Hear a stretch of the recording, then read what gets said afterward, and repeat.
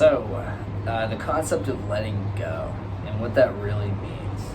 Obviously, you can hear people say, don't tie your ego to things, just let go of certain situations, don't be too attached. But, you're never really going to convince yourself towards that idea until you process it on a certain level.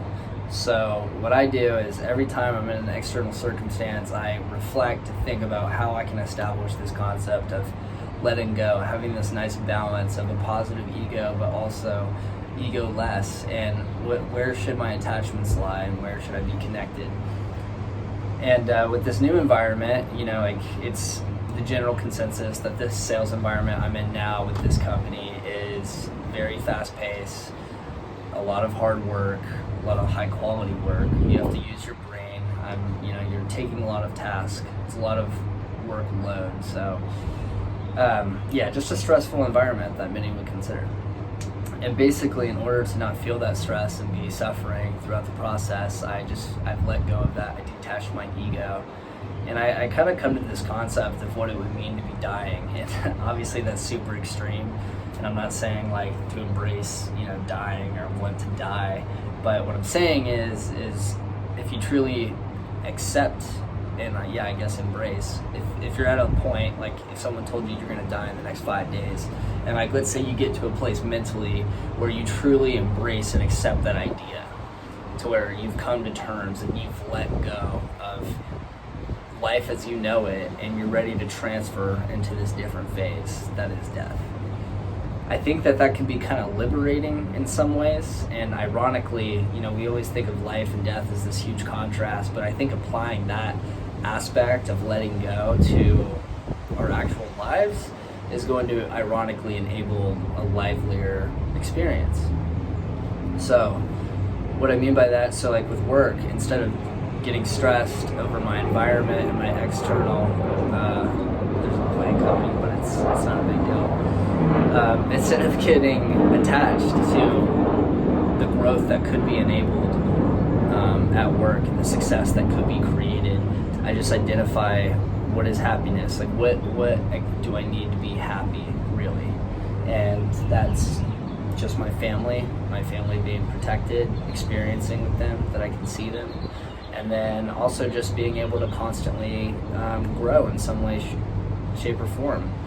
And that's just a very bare minimum of, hey, this is all I need to be happy.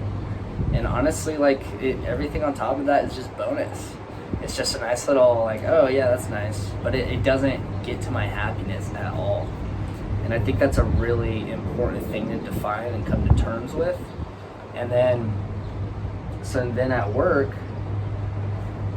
I'm not attached to it in that way, and I'm able to lose myself more because I've let go. So I've let go of my ego tied to work, but I can still act. I don't need to be emotionally involved on an unhealthy level in order to be effective and succumb to what most people would do to an external environment like that. So what was I talking about?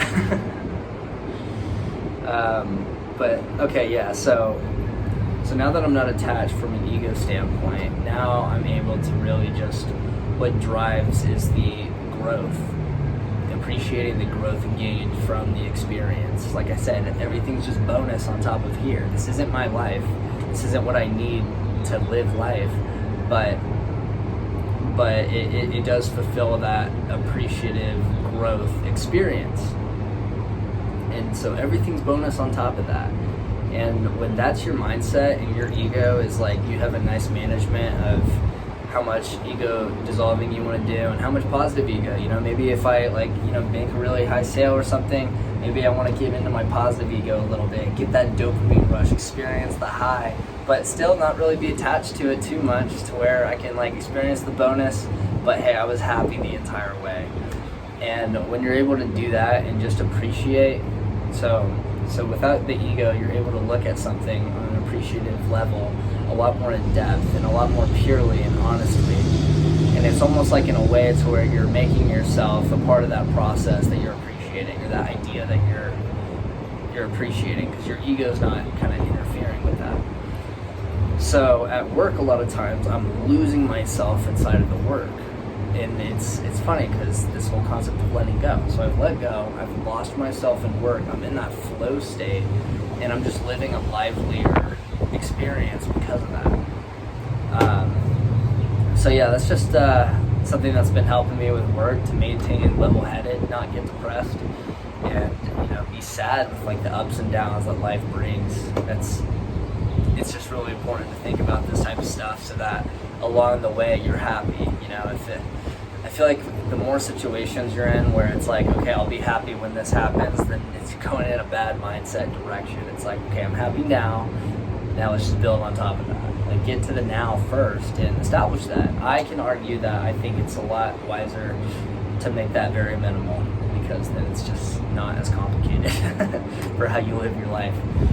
But yeah, what do you think? Are you the type of person who likes that pressure? You like that emotional kind of roller coaster? You want to invest your value into what you do and the type of result that could possibly yield. Maybe that gives you that edge. But maybe not. Maybe you've been doing that. You didn't even realize you've been doing that, and this video maybe helped you.